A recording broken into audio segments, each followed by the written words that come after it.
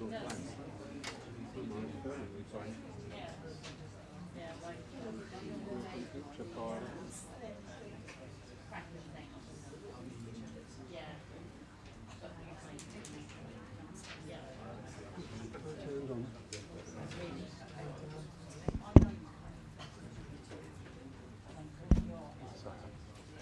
will try to speak up. I will try to speak up.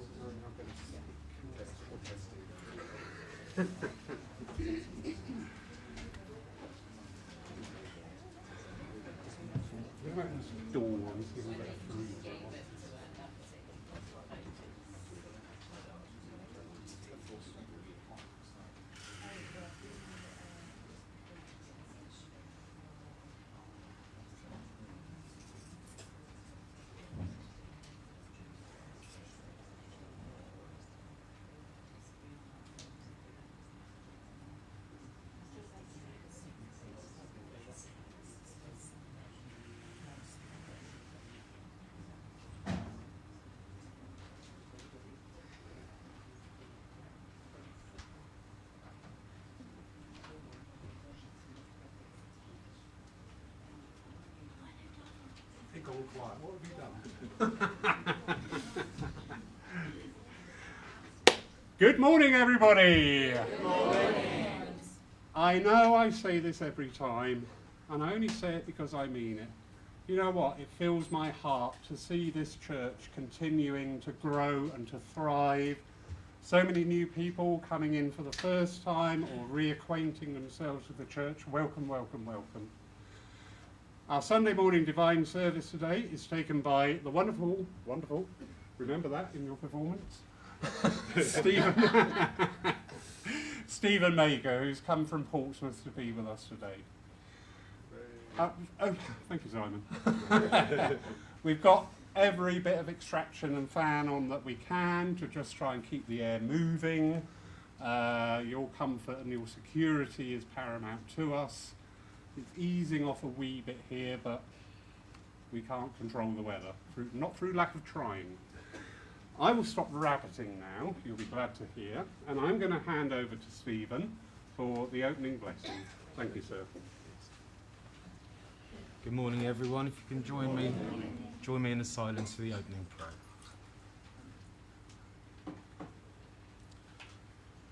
Divine and gracious Spirit, who we call God, we join together this morning to celebrate the life of Spirit.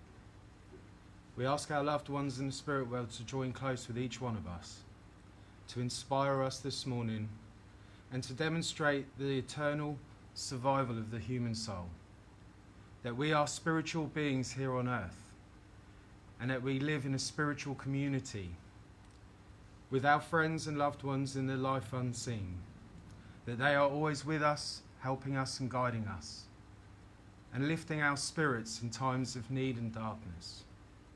That there is a healing energy through the work that we do. And that this morning, all that's said and done is done in that healing, that love, and that light. Amen. Amen. Thank you, Stephen. And now, if you care to, please join in with saying the Lord's Prayer. Our Father, who art in heaven, hallowed be thy name. Thy kingdom come, thy will be done, on earth as it is in heaven. Give us this day our daily bread, and forgive us our trespasses, as we forgive those who trespass against us. And leave us not when in temptation, but deliver us from evil. For thine is the kingdom, the power and the glory, forever and ever. Amen. Thank you. And we now bring our thoughts, our minds, our intent, our very focus into the art of healing, that which Stephen mentioned in his opening prayer. For healing is paramount within spiritualism. Healing is a core tenet of our energy, and it's to give that unconditional love wherever there is a need. And this world today, we all know, is full of so much need. And by the very fact that you are all assembled here today, you are part of that work for the light. You are part of that work to bring healing, to bring comfort, to bring upliftment into this world. So during this time with music, just send out those thoughts, those prayers, that intent for those that we know who at this time are in need so much of that healing balm. Out further too, to the environment, to the world, to the leaders of this world, to make their choices in the best interests. Wherever you are drawn, it is for nobody to tell you where to work. But I would ask today that you add a special thought to one of our church family today, and to bring that healing balm around them. We would also invite you during this time, if there is somebody you know in particular need of that healing, just to pop your hand up. When I point to you, please just call out their name. That is all that is needed. The intelligence of spirit will do the rest. So we invite you now just to this short time of meditation, reflection, and healing. Thank you.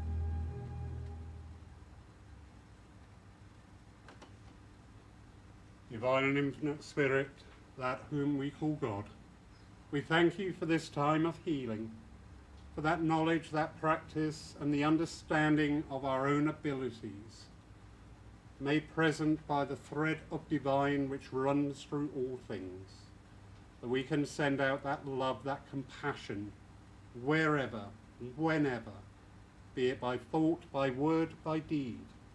It is all encompassed in that all-embracing healing energy. Amen. Amen. I'd now like to invite Stephen for you've got a reading? Yes. Reading and address. Okay, thank you. Good morning again, everyone. Morning. Morning. The reading I'd like to share is a poem attributed to a Maori. I can open my phone. It's called My Law by Tiemi Ranapiri. The sun may be clouded, yet ever the sun. It will sweep on its course until the cycle is run. And when into chaos the system is hurled, again shall the builder create a new world. Your path may be clouded, uncertain your goal.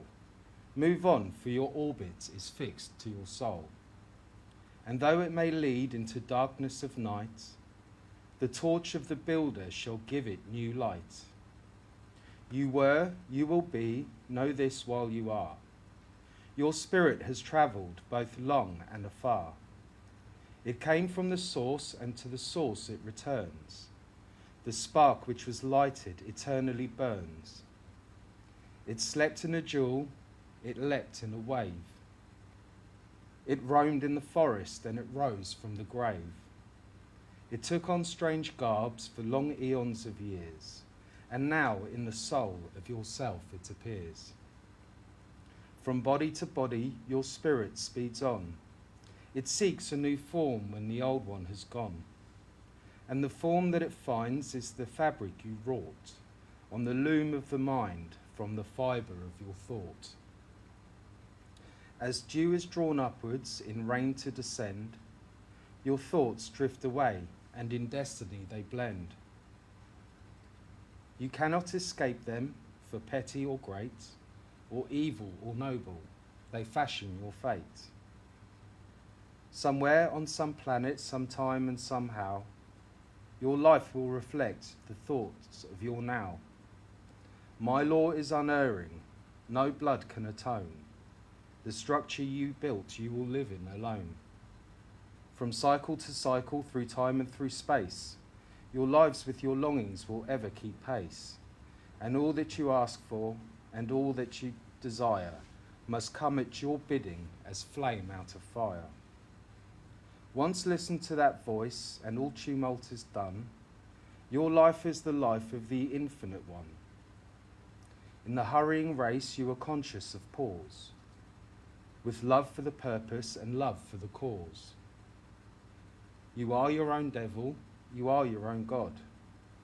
You have fashioned the paths that your footsteps have trod, and no one can save you from error or sin until you have heart to that voice that's within. That was a poem I heard first time in a spiritualist church about 12 years ago.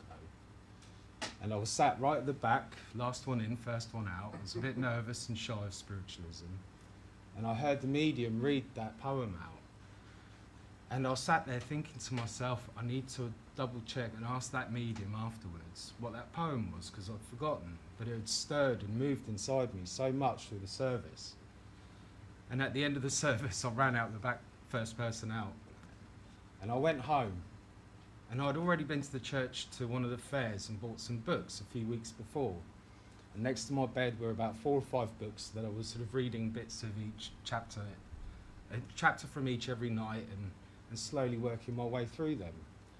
And as I walked through my door, I've just gone to the bookshelf and pulled another book out and put it on top of those books and forgot all about it. About 2 hours later, when I was lying in bed and I was ready to go to sleep, I thought I'll just have a look at this book and I'll skim through it. And what I like to do with all books is go to the end and see how it finishes. And on the last page, there was the exact same reading that I'd heard that night. And this feeling just washed all over me, tingles all over my body, as I realised I'd been guided by spirit to that poem. And there have been many times when in spiritualism we're asking for evidence. We want absolute concrete proof that that's the person communicating with us, and that there is an afterlife and there is more to this world than we can see with our eyes. And there's times in your life where you make decisions and you're not sure why. You'll be driving down the motorway and you come off a slip road you feel that you shouldn't have done. And you end up half an hour later than you meant to be, and you kick yourself. And then later on that day you find out there was an accident further on down that road, and had you not come off that slip road, you would have been stuck either in that accident or behind it. And so on reflection you're like, wow, that was quite good, wasn't it? You know, I must have been guided by spirit to take that turn. And then it dawned on me, all these experiences I'm having, I don't need the mediumship so much because of all these little synchronicities. But what dawned on me more than anything was, if I'm so easily impressionable by the spirit world, how do I know that it's the right thing? How do I know I'm being you and keeping you safe? But you've got to meet them halfway. you've kind of got to accept that you're a spiritual being. You have to accept that there is more than you can see with your eyes. And that it's your birthright to be able to communicate with the spirit world. We call them loved ones because that's the link that binds you together, is love. For the first few years when I was sitting in circle and trying to give messages, I'm like, right, what do they look like? What do they feel like? What did they do for a living? How did they pass? And I was missing the first step, link with that love energy. That's why it's grandmas and family and friends and loved ones. Because they're surrounding you. You're constantly surrounded by people that love you and care for you. And it's frustrating for you and for them that you can't just sit down and have that conversation you'd like to have. For some reason, there are points in our life where we and our loved ones are separated by this thing we call death. And we can't change it. A lot of us would like to change it. We want to rewind and go back and do things differently. We feel like we've lost the opportunity to say goodbye. It's through spiritualism that you can regain that opportunity. And you don't get to say goodbye. They say, see you next time. We'll be there. And when spiritualism first re-emerged in the modern era, it was through the Hydesville rappings. And the Fox sisters experimented. And one of the experiments they did was they were communicating with these noises, raps and taps. And so they did a series of claps. They clapped 10 times and they got 10 raps back. But then what they did is they clapped 10 times, but the last one was silent. And the spirit world, they saw that and they clapped that 10th one as well. So the spirit world proved to the Fox sisters that not only could they hear them, they could see them as well. So it was a simple experiment, but it gave them a conviction that the spirit world are intelligent, they can hear you and they can see you. But they can also hear and see your darker moments. And every time I've struggled in life and I've hit a low, I've felt the overwhelming love of spirit around me. So it's a bit of an emotional morning and I can feel it welling up. Both Lawrence, myself and a few people in this room are going through quite a lot at the moment. And it's when you are going through your darkest times that you feel alone. And it's when you need spirit the most. And as you work with the spirit world, you become more sensitive. You share other people's pain and suffering. But there's this wonderful law in creation where the sum of the whole is greater than its individual parts. By sharing your grief, you dissipate it a little bit, and people can help take it on.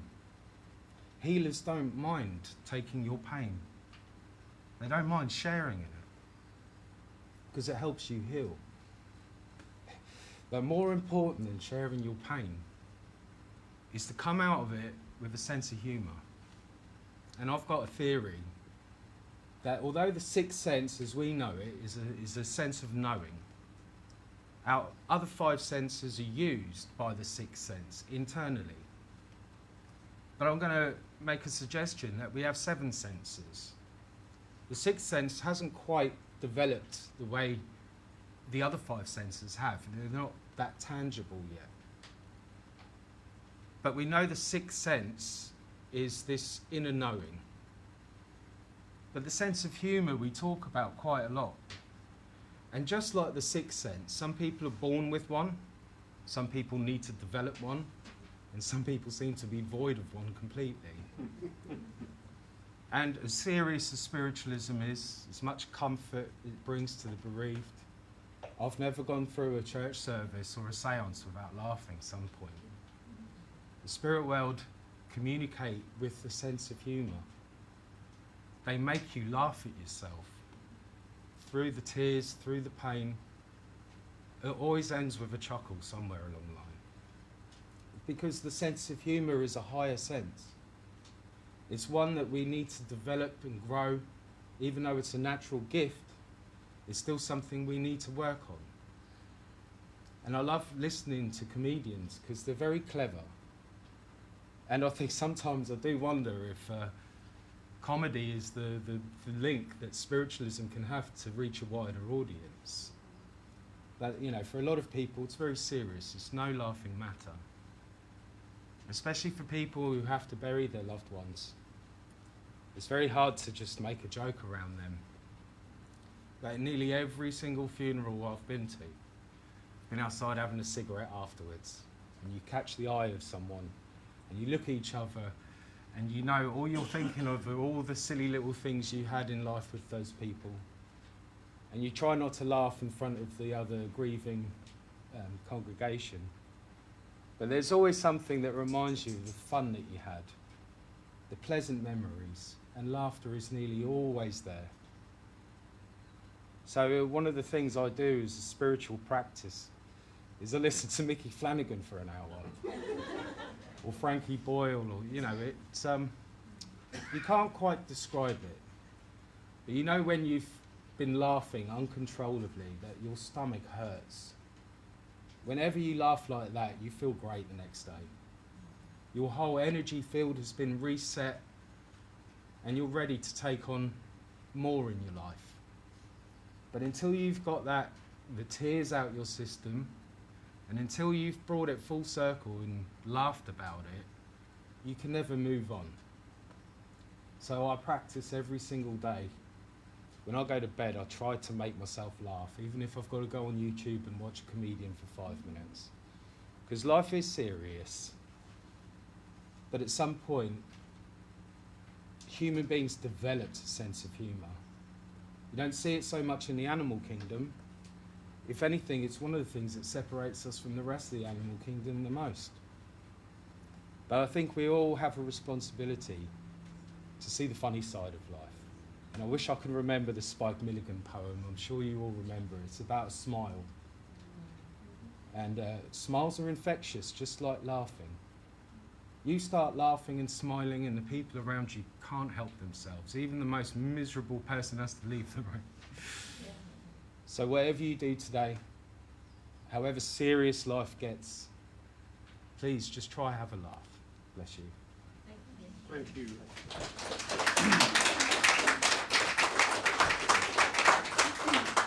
Thank you very much, Stephen. We do like to utilise our mediums to their fullest extent. So, surprise. Laugh about this.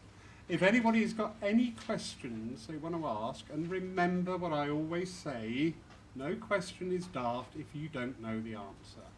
Stephen is a wealth of information, has his own personal view on it, and I'm sure we'll be up to take a couple of questions, won't you, dear? Yeah. So if anybody has got a question they want to ask, please do. What's your favourite joke? Hold on. Whoa. Who's first? Anything to do. Stephen is a remarkable healer. I've read many books lately about healing. Being a spiritual healer myself, I still carry on reading. And one of the things I've noticed is what I call metallic healing. Can you explain what that actually means? A metallic healing? I have no idea, to be honest. I should read more and go back over what I've read. But Do you mean magnetic? Oh, magnetic. Magnetic healing. Yeah. So, the simple answer is you're either connected to the spirit world and it's coming from spirit, or you're just giving your own energy. So magnetic healing would be, I'm just giving a portion of my energy to Lawrence, and then hopefully it's refilled by my own energy field. But it's very easy to become depleted. And I think the most dangerous thing is when I was giving healing to a cancer patient for 3 months who died. And there were several times during those 3 months where I was saying to let him have my energy. And that wasn't the best thing to do, because it showed a lack of faith in spirit. And it was because we both recognised he wasn't getting any better. And it was his time to go, and his spiritual fortitude helped him release and let go. And stupidly, I kept begging for my energy to go to him. And in the end it was futile, because it was his time to go. And on reflection, I was meant to experience watching someone die. I don't know why. I was just very blessed to share that with him. And I think I've learned my lesson about magnetic healing, because it wasn't long after that I got sick myself.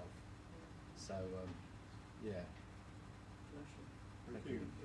And that reflects a deeper truth as well, that as healers, when we link it, you know, you all know how pedantic I am, and I make no apologies for that.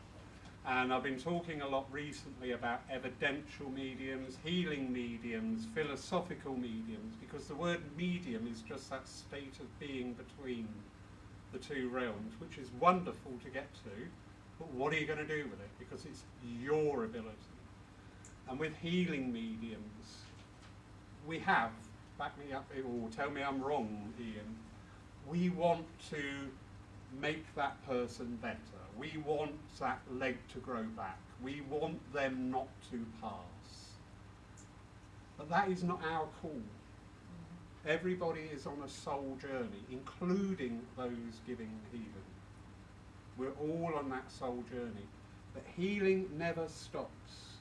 Just because the physical body is no longer present, healing is still received. And as I say earlier, healing is the core tenet of spiritualism. So often we'll have messages where somebody will come back and just simply say, I'm sorry. Now whether you want to hear from them or not is entirely up to you. But from the spirit side, it is part of their evolution and their healing process to come back and just say, you know what, in fact we touched on this in your address. Could have done things better, but I didn't. But I am sorry, because that is a healing form.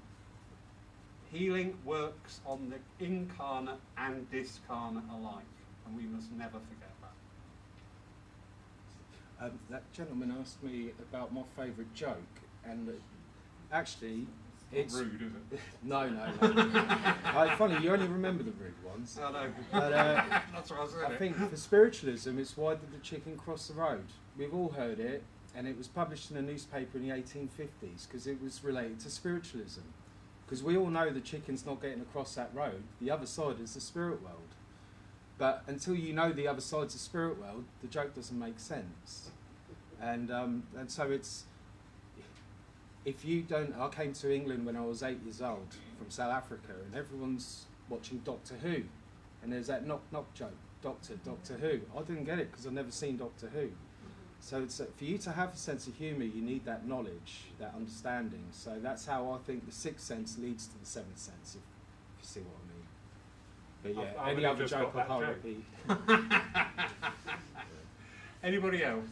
I've got a question about healing actually, and it just occurred to me listening to you talking about it, and about when people pass, that healing doesn't stop. Correct. If you've been sort of giving somebody healing, like distance healing, and you've requested that from the spirit world, when you stop requesting it, does the healing stop? Ooh. So I think is that something that you just wouldn't know? I'll So- leave that to Stephen. a good example, there's so many examples of it, but I remember reading a Harry Edwards book, and a letter got sent from Australia. It had taken like 2 weeks to arrive with Harry Edwards. And the person he was sending distance healing to was in Australia. The healing started the moment the pen hit the paper. And he only received it 2 weeks later, but the healing had already started. Because the link had been created. Yeah, and time and space are irrelevant with spiritual healing. And it's those examples that make you go, okay, I don't comprehend this. Which is, I always say, if you can't comprehend it, it's of a higher nature, then it's worth worshipping and worth praying for. Do you know what I mean? Yes. There's more to it than we can understand. Yeah. But yeah, time seems to be irrelevant. Would that also then be that once we set that intent, that is there. Now whether we consciously or not engage with it, we have set that intent. Just because us here in today's world is not conscious of that, there is a school of thought that that intent has been done, and that's immutable.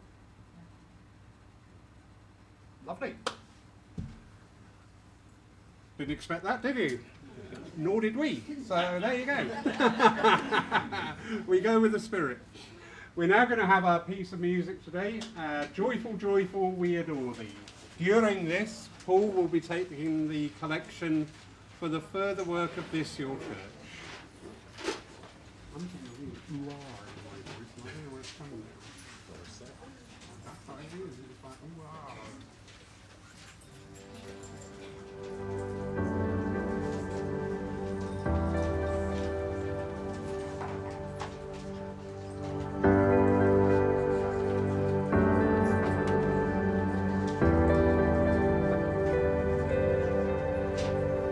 Joyful, joyful, we adore thee, God of glory, Lord of love. Hearts unfold like flowers before thee, opening to the sun above. Melt the clouds of sin and sadness, drive the dark of doubt away. Giver of immortal gladness, fill us with the light of day.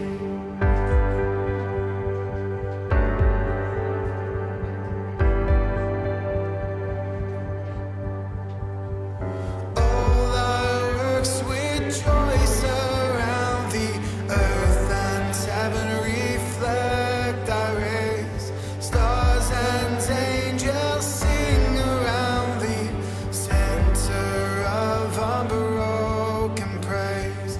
Field and forest, vale and mountain, flowery meadow, flashing sea, chanting bird and flowing fountain, call us to rejoice in thee.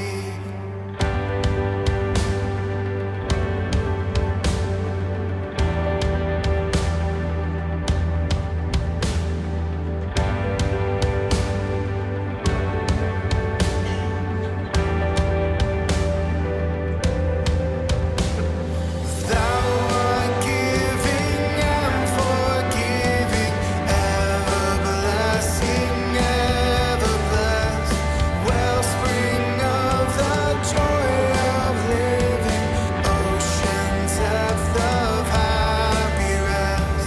Thou the Father, Christ our brother, all who live in love are thine. Teach us how to love each other, lift us to the joy divine.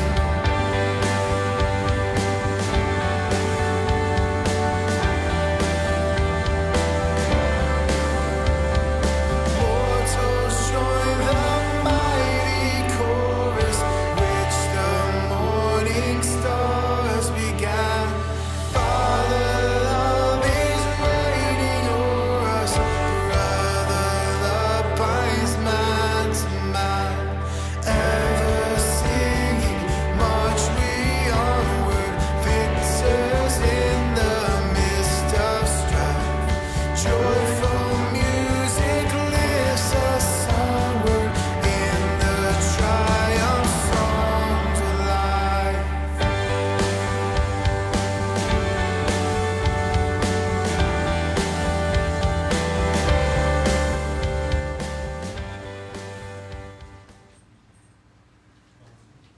Before I hand over to Stephen for his demonstration of evidential mediumship, as always, we would remind you this is a three-way conversation.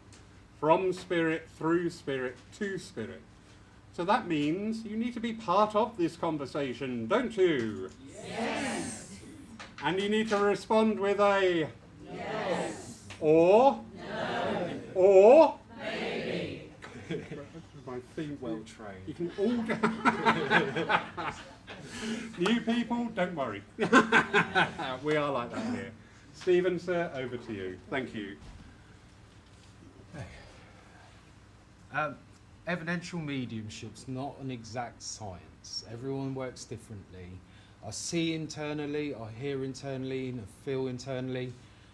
And sometimes I'll have mum and dad together, and I'm describing one physically, but the other one emotionally, and I'm confused, but you won't be, because you'll know where I'm going right or wrong, and you'll know who's there. And then I'll go back and try get some clarification for you. So it's sometimes 4 or 5 way conversation. It's like all your loved ones, they've arrived at an airport on the other side of the world, there's one telephone, it's a bit old and haggard, and the line's a little bit dodgy. But they're all trying to talk at once, and luckily the spirit world are intelligent and they're organising them on the other side. A bit like Laurie's organised you lot on this side. So, Don't refer to my congregation as lots, they're lovely. and the idea of mediumship is you're supposed to connect with a person in the spirit world first, get the evidence, and then go to the person. But they like to do what they like to do in the spirit world, and I tend to know where I'm going there or thereabouts. And while I say that, I've got a gentleman with me. He feels like a father figure, and if he's not a father, he's a very close grandfather, because the man feels like he's been gone a couple of years, and very emotional. He misses you terribly. And he wants to take me to the gentleman with Jack and Jones on the t-shirt and the ladies either side of you. And I don't know if this is your father. I'm looking at you with a lot of pride, or is it mother's father I'm feeling? Okay. Would the lady understand? Okay, so he's father to you. Yeah. He's been gone a couple of years now. He was scared a little bit. Okay? I don't know if you noticed that he had a bit of... would he have said something like, what if the angels don't come for me? It wasn't a great belief. Right, okay. Because what I'm seeing now is this, I'm feeling this relief as I'm surrounded by faces I recognise. And it's again, what are you doing here? And they turned to him and said, you're with us now. And it's almost like an immediate sense of relief came with this gentleman. And he wants to, he's making me feel like, and I want to talk to the gentleman more than the lady, but there was a little bit of worry on,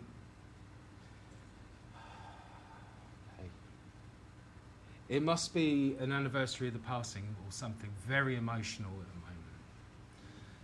the moment. And he's saying to me that there were some doubts, and your doubts are gone now. You know, and again, like I was saying, it wasn't just the knowledge you've gained over the years, it was an internal experience that made you realise. And I was saying with Laurie earlier, spiritualism doesn't actually prove there's a God. But something about the experiences you have does prove to you. You have that internal connection, and I feel he's very happy you've had that. And his passing actually was a part of that. So he's very pleased that so much good came from his passing. He's telling me he couldn't have carried on much longer anyway. And it almost feels as if he wants to talk to this precious girl. You gave him permission to go. And he needed that. He's given me the name of Arthur, and I feel this is a friend or something on the spirit side that he's quite close to. He was a reader as well. He liked reading. Suddenly he's gone, I wasn't that good. I was short stories, the newspaper, but I used to just like sit in there making it look like I was reading. And he's telling me he wasn't very good at telling jokes. He had a sense of humour, but he wasn't very good at telling them. And it's dad jokes. I'm feeling with him, there must have been a lot going on internally. He was in a lot of, you don't want to say pain, but sickness. And it overwhelmed him.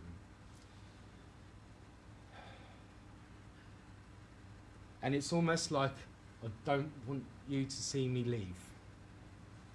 Just in those last few hours, But he did have people around him, and he's glad he did. He's still got a bit of pride, you know.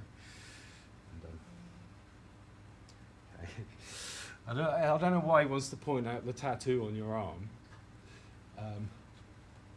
Probably wouldn't have been his thing. No, definitely not.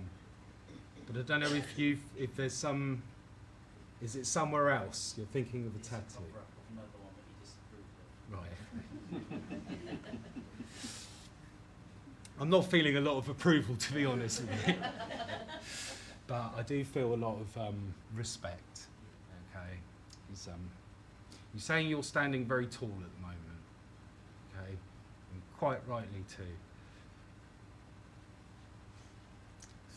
You're not a police officer, are you?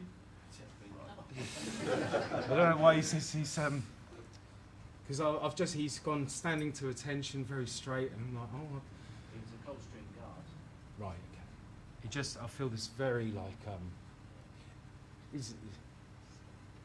what I'm getting is abide by the law, even if you don't agree with it.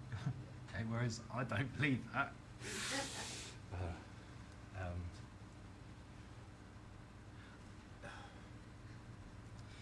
I don't know if it's him or if it's one of you. I'm suffering with headaches at the moment. Okay. I'll just put a healing light on that, but he's showing an awareness of it.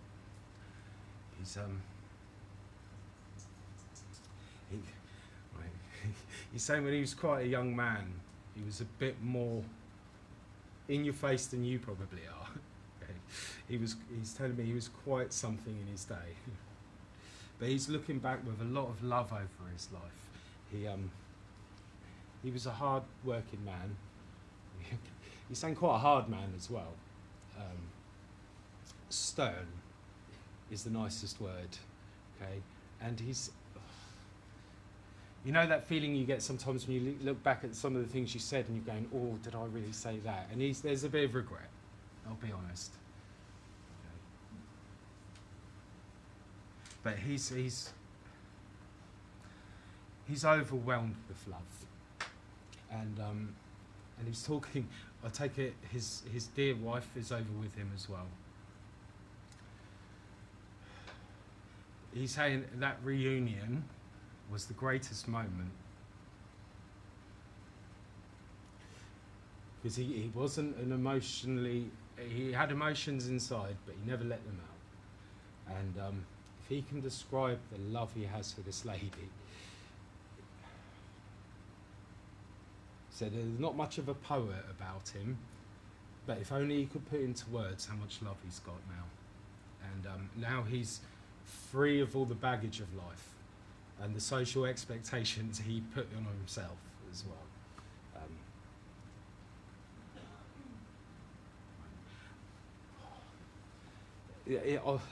I'm quite hungry actually. I don't know. What's he trying to tell me? Is he even trying dieting or something, like making yourself go hungry? It's like the seafood diet, really. Right. I'll just let that one go. Why is he giving this to me? Is there a big family lunch coming up or something like this? Well, just hold on to that, and I'll leave his love with you, but especially with his girl. Okay.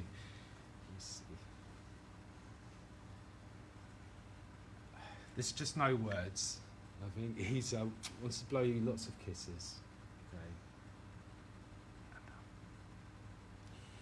He's okay. He's saying keep talking to him, and eventually he'll be able to get a response over to you without a medium. He's saying. Okay. He's quite interested in this way of life now. He definitely wouldn't have been before, but now he's quite interested. But especially with a gentleman, because there's this thirst for knowledge and experience that you've got that he didn't have when it came to this, and so he's going to learn a lot while you are, and he's saying you're not going to take any nonsense. All right? You're not really interested in the crystals and the exotic things as much, and he quite likes that. He said down to earth spiritualism will go far for you. He's saying, hey, lots of love, lots of respect. God bless you.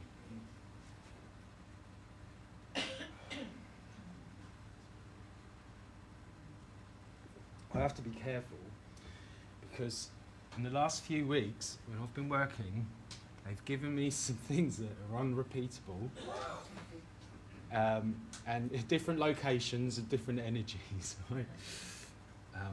And I've got someone with me who's almost putting a disclaimer, because the way they talk is quite abrupt, and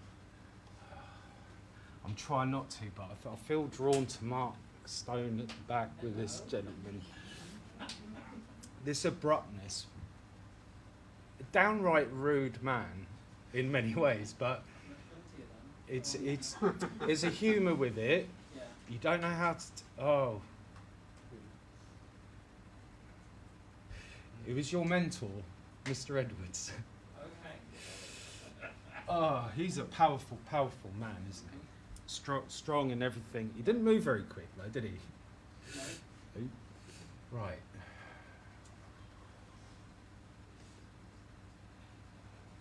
I don't know what to say with him, to be honest. Just go. He's really testing me a little bit, but he must have been. I've never met him, not seen him work. I've heard of him, but there was a flamboyance to this man, the way he spoke. It's a gay man. Yeah. He's, yep, proud. There's a lady with him. Okay, this lady feels like family, and I want to go. She's not very tall. Yeah. Okay, I want to go with Mum's mum, but I want to be closest to you, the grandma that was closest. Do you mean my family or his family? Your family. My family. Okay. Yes. So this lady, she's not very tall. Yeah. Her hair's gone quite grey, but it's still a dark colour to it. You know, that sort of salt and pepper, and she's showing it to me, and it started to go. That might be the other one. Right, okay. And it's got a curl to it. Yeah. Okay. I'm a very strong, opinionated lady. Yeah. Okay, and I don't always get my words across the way I mean them. Yeah. And I've pretty much pushed away most of my friends. Would you understand that with this lady? I understand that, thank you, yeah. If they can't take it, that's their problem. That's how she is. She's a powerhouse. Yeah. Okay, and your mentor would struggle to keep up with her.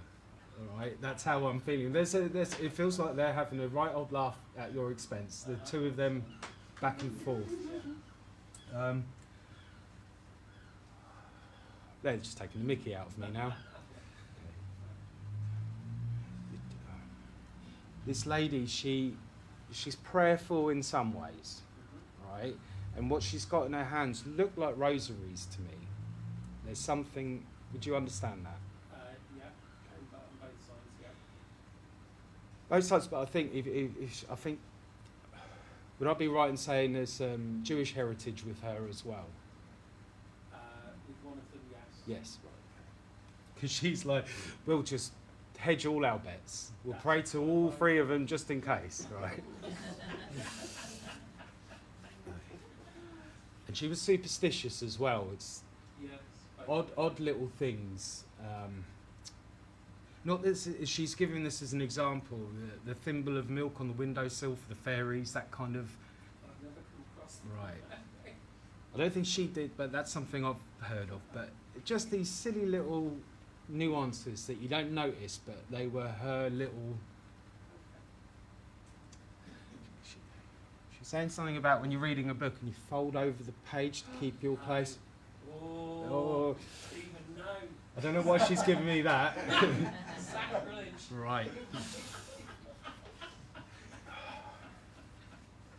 She's a dynamic lady. Yeah. Okay. I don't know if she ever really swore, but it felt like she did. Do you know what I mean? So you can watch an episode of EastEnders and you have to remind yourself they didn't swear once, but it feels like it was implied. The energy, yeah. And this is like the energy I get with her. When she's talking to you, you feel it. You're like, whoa.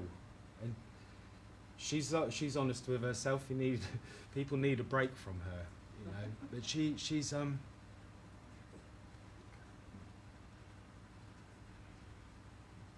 she is very, very happy with your life. You know, I don't think you ever had a conversation with her about in too deep into spiritualism, because you listened to her, not the other way around. Yes. Did you understand that? Yeah. And she's saying nothing's changed. What's she giving? She's just telling me, she's giving this to me because things have changed in your, you know, the way you work, the way you feel. It's constantly evolving, obviously, but she's making it feel very, like we've been saying, there's been a shift lately. Can't quite put a finger on it, but it's happening to everyone, and it's affected people like us a little bit more than most. I think she'll carry on talking if I don't draw her to a close. So I'm going to move on. Lots of love to you. Hopefully she's got across whatever it was she wanted. Okay, God bless you. Thank you.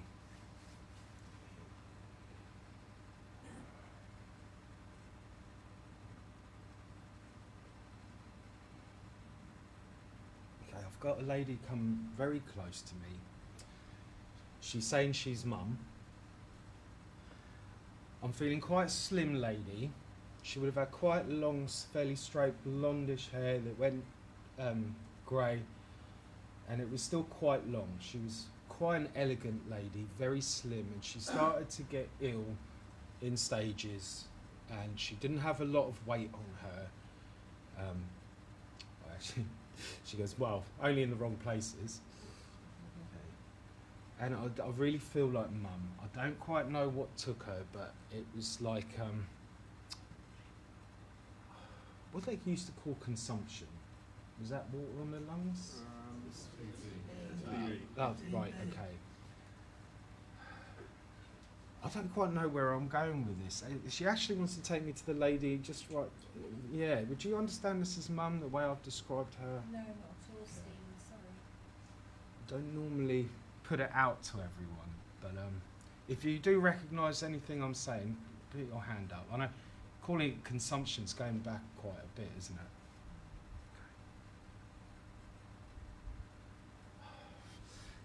It's there or thereabouts. So this lady, it feels like mum, slim, not very tall, long blonde hair that went grey.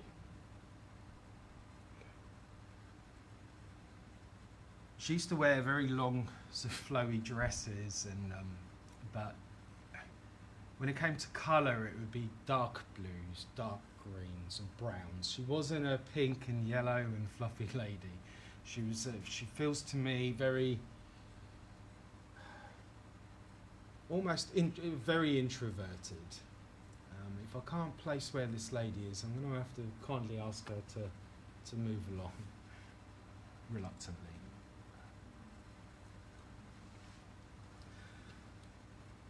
She's just given me the name Daniel.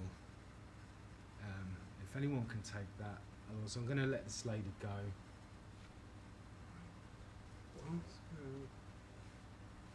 her why she's come, because I think the recipient wouldn't recognise the message. She feels to me very much like she doesn't quite know why she's come. She's been over for how long? Not very long at all.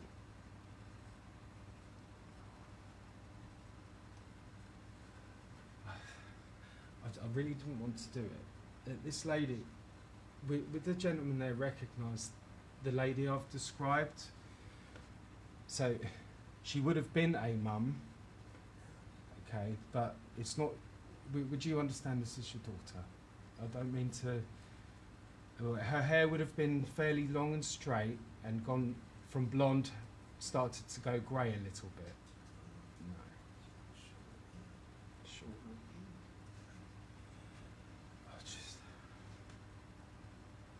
This lady, she just feels very.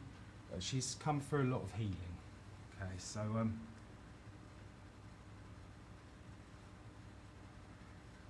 I'm going to let her go because she's not the strongest communicator. She feels like she's here to receive as much healing, like we were saying, it carries on.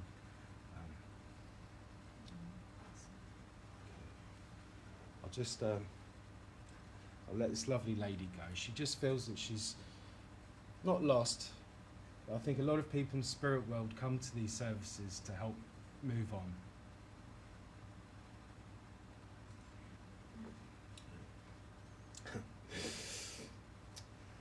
The good thing is there's always a joker that jumps in as well. I have got a gentleman with me. He's, I would say he has a sense of humour. Dad jokes no one else gets. Right, this gentleman, as he stands, he's a little bit shorter than I am. He comes to about sort of 5'8", 5'9". Dark hair, it's got a curl to it. I want to go quite far back in the family and be very proud of where I come from. I don't feel he's from England. I want to go to the Mediterranean area. He's quite a smart man. He would have kept his hair fairly short. In fact, he wants to take me to the lady with the black and white stripes. Do you recognise this as father? Not mine, but I could potentially. Right, okay. When I to say about my origins, I want to go quite far back with that. We've been around England for a long time. Yeah. Okay. This gentleman's making me feel like he wasn't involved in the military because he was needed in his profession. Okay. So that tells me, that you're getting enlisted and goes, actually, no, I would go, but my job's quite important, so I've got to do it here. Again, with this gentleman, he's quite smart, always wearing a shirt, trousers, but he doesn't like the tie. I can understand that. I know who it is. He's also one of these gentlemen, he can have a shave at 7 o'clock in the morning, and by 11 o'clock, there's a bit of shadow on there. And he would have been very particular. His hands are very, very well kept. They're not all roughed up from hard work or anything. They're quite soft, and he liked that because it showed his mind was what he used. Oh, I don't quite know how he's putting this. He's making it feel like he's been very kind. He's saying you're a very intelligent lady, but you didn't continue your studies because you had other things to do with your life. Would you understand that? Yeah. Okay. And he's very proud of you for not being. In his way, he would have expected an enormous amount of himself and everyone around him, to the point where he didn't really enjoy life. Okay. He saw it as almost a business transaction. And he's making me feel like you've made decisions based on more spiritual things, Yeah. what really matters in life, rather than getting ahead, He's saying something about you've ended up in Poole, and I was walking around by the harbour earlier. It's stunning here. I won't tell anyone, I promise. Well, I didn't see any bins anywhere and no litter anywhere. It's like, I come from Portsmouth, there are bins everywhere, litter everywhere. We pray for rain just to give it a clean. But he's very pleased you're here. Okay.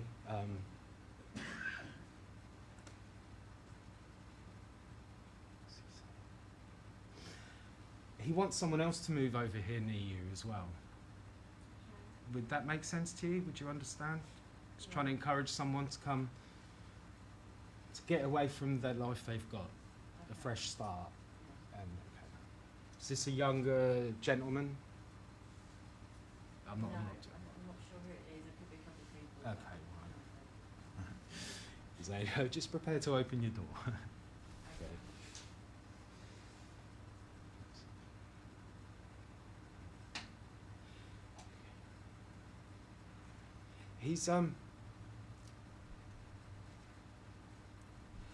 He was a very masculine gentleman, had a lot of expectations of men and women, and he's smiling because he's saying he wasn't easy. Okay, women had their place and men had their place in the old the old way. And it's that feeling he got, like I was saying, he's woken up in the spirit world. And didn't it serve him right? He was surrounded by all these women who knew what they were talking about. And every time he went to ask a question, a woman would give him the answer. He said it was a very humbling experience for him. Okay? He just wants you to know he's listening. Okay? Right.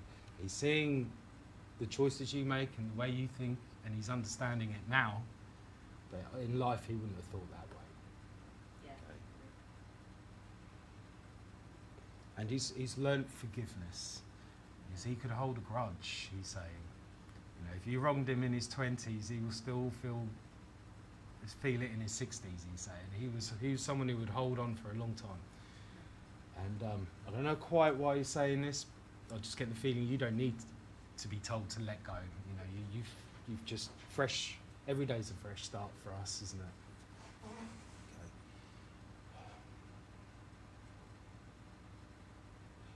Okay. He's making me feel like part of the reason he was the way he was, and he wanted to sort of explain why he didn't serve in the military, is because he comes from a long line of well-respected gentlemen.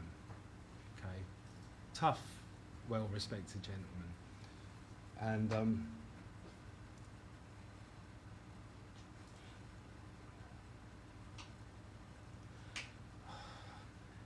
I don't know why suddenly I feel a lady's coming all of a sudden, and this lady, she was very sick in her tummy. Okay, I'm not feeling the relationship as yet. It feels like family. It does feel that love connection. I can't quite tell if it's mum or mum's mum. Okay.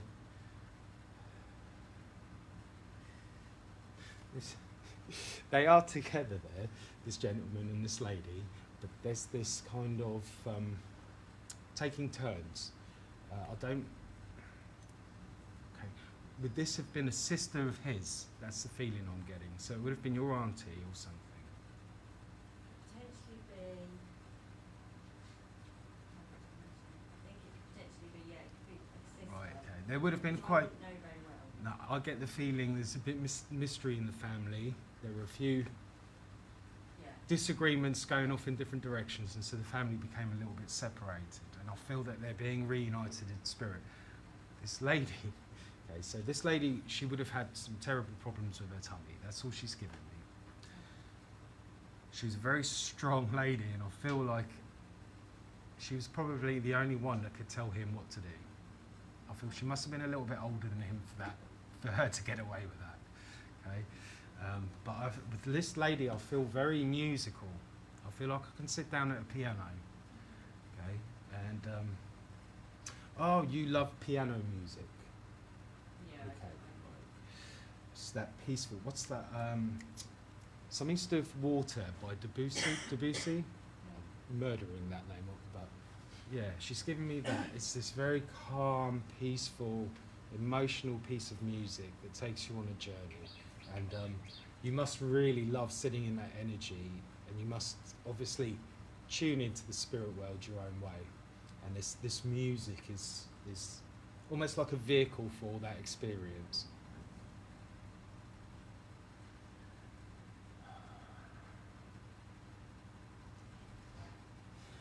So all I'm getting with them, I can't quite tell if it's English or it's a mucho.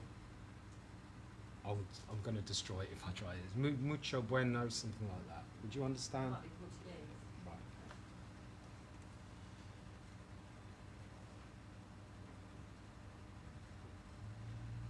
There's a lot of love for you at the moment, and I think it's only coming now. You must have had a testing time, which is over. You've come through it. With your head held high, he's saying. Okay? And it was a very testing time. But it's that spiritual fortitude you've got that saw you through it without losing your temper. This gentleman especially is not very happy with some of the people that were involved. Okay? I don't quite know what it is. I'm seeing a lot of signing this and signing that. Okay? And he was there, he's saying. I don't quite know how he was involved with it, but he's just saying he was there. And he made sure that it was that you didn't get diddled. All right? You probably wouldn't have used that word, but yeah.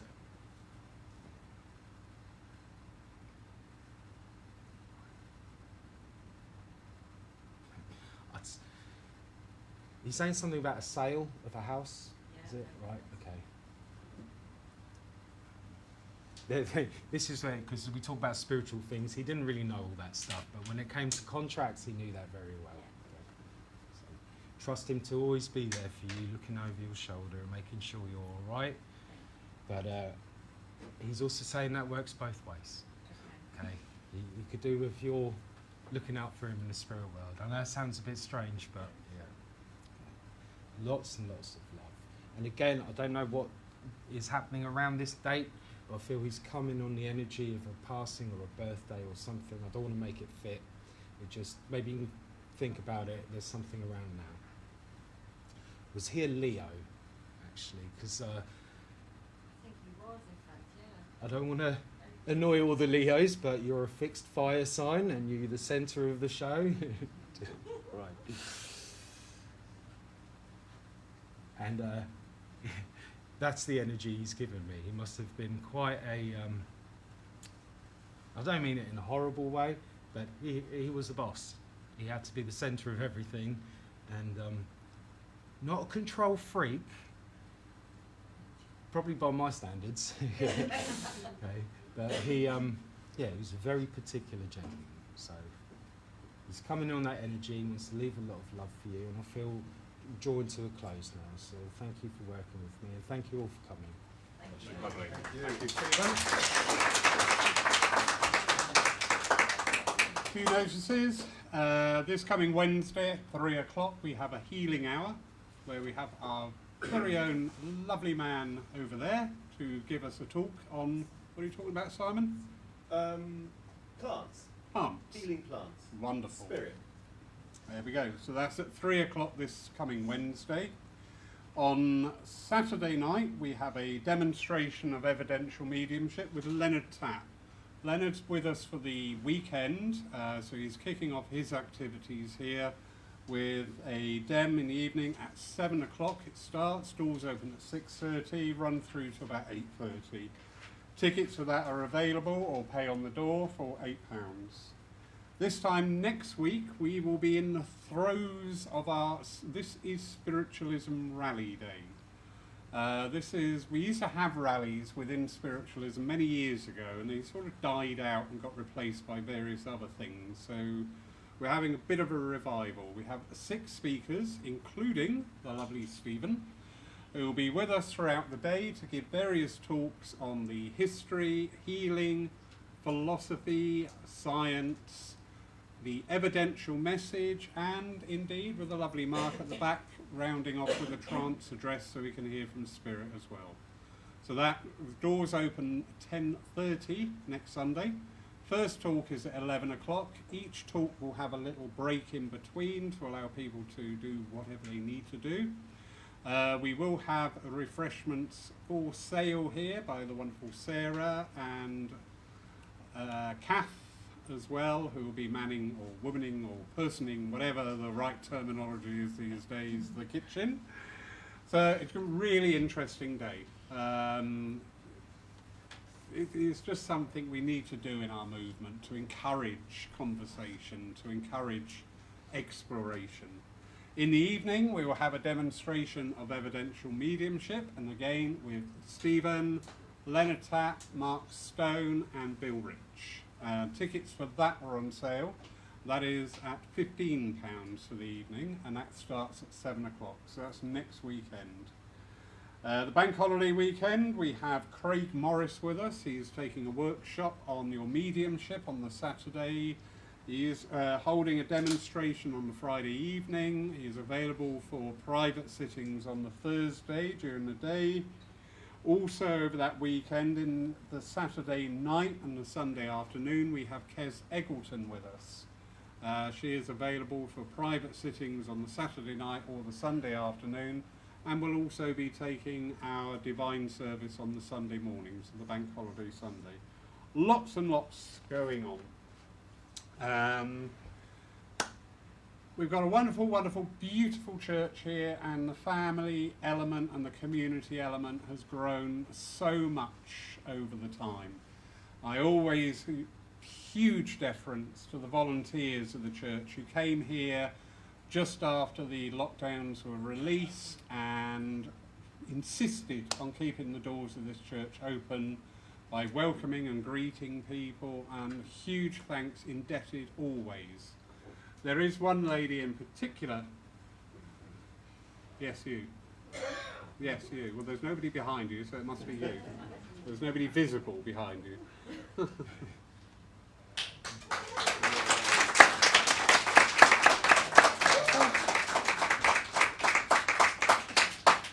Not many people survive the training here, but the ones who do are tough. This lovely lady came to us just pre-COVID, made a valuable addition to our healing team here. She has been absolutely tremendous on helping the part of the warm welcome that we always extend to people here at church. She is on the move, and all our love is going with you because you're moving back closer to family. Absolutely fine. I will never say that you will be hard to replace, because we do not replace people. People are irreplaceable.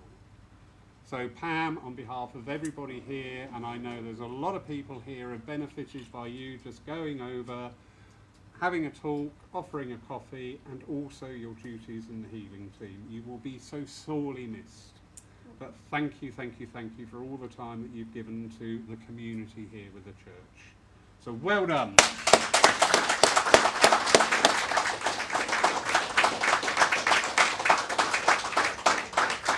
Thank you. Thank you all very much. I walked into this church and I don't know what happened. It had something to do with this gentleman. You're a healer, Yes, it literally was. You're a healer. And I said, I'm a what? He said, you're a healer. And a few others said. And it kind of didn't stop from then on. I've just been learning and learning. It's been wonderful. I will miss you all very much, but I know this is my time to go and do the next thing closer to my family. Thank you ever so much, and thank you. Thank you.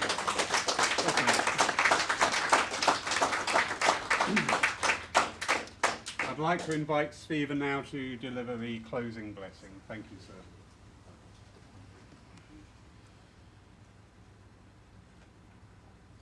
Divine and Holy Spirit, we thank you and our loved ones for joining us this morning, for lifting us, showing us that we are spiritual beings here on earth, and that our loved ones survived the change called death. And we thank the higher powers that work with us to bring us that healing energy, so that we can take it out with us today into the world and spread that love wherever we go. Amen. Amen. Stephen, thank you so much for your service today. Thank you everybody for attending. It's always such a joy to be able to serve you and the greater community in this way. A special thank you for the compassion, the healing, and the support that has been shown to one of the members of the family today. So thank you all. Those blessings. And thank you, Ted. You know, we're all here, we're all rooting for you, we all love you, and there is nothing that we won't do for you. All right, sir? Everybody, have a beautiful day. All right, enjoy the weather, enjoy life. Thank you.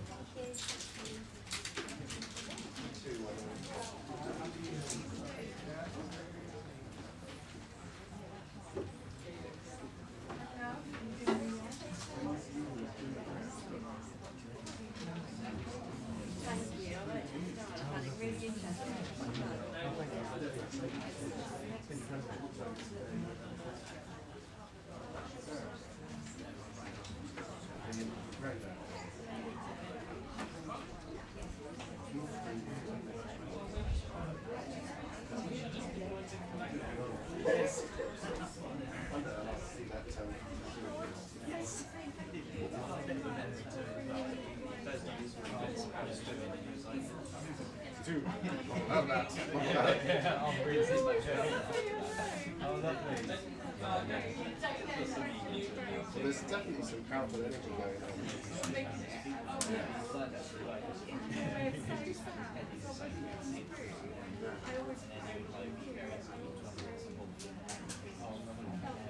Oh, that means a lot. It's hard. Wonderful guy.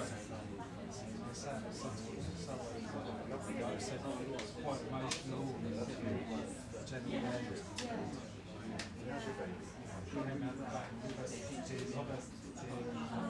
It's just been one of those mornings. It's lovely.